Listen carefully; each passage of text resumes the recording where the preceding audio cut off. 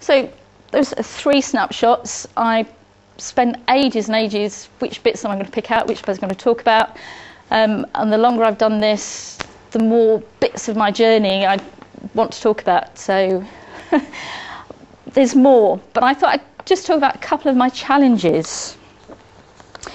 One of them is I'm not totally clear that I still understand who has agency and when, or could give a precise definition of what it means in the different areas.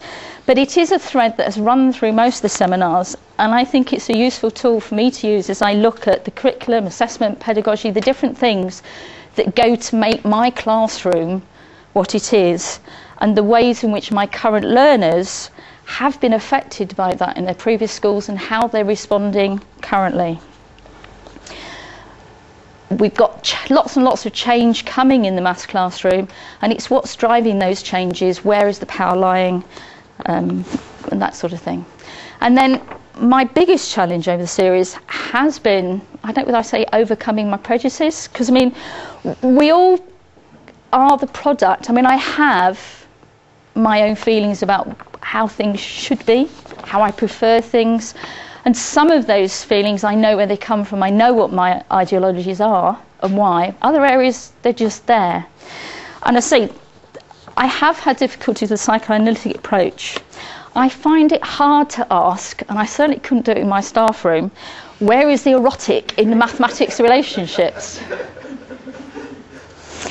And yet I do have a sense that that underlying idea is vital to promoting a culture within my classrooms that promotes deeper relationships with mathematics. And this is an extra because I've been sat on the bus for an hour and a bit, and I was doing a proofreading and text editing on some AS maths notes on logarithms and things, and the lad sitting next to me, who's early 30s, sort of said, "Oh, that looks interesting." And I thought, you know, you won't continue this conversation, but he did. We've just nattered for about 20-30 minutes.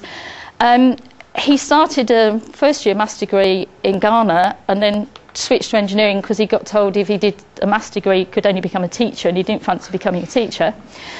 And he's not used his engineering. He's not done maths for 16 years.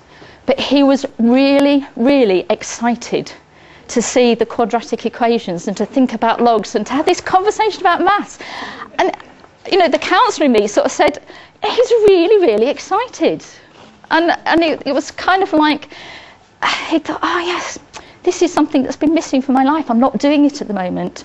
And that sort of the desire and his relationship with maths that's lay dormant for 10, 15 years, and yet just looking at an equation on a page, and he was there wanting to talk maths with me this morning. It's not what you normally get on the bus.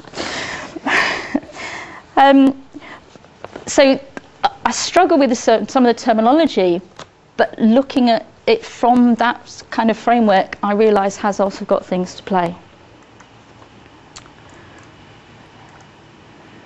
So where am I now? What next? Well, I said I started wanting to understand my students better. Now I'm much more interested in my fellow teachers.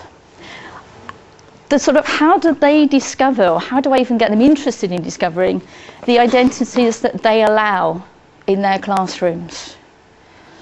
The way we often, as teachers, talk about the change in our practice, we very rarely talk about what kind of learners we're promoting and what kind of learners we allow in our classrooms.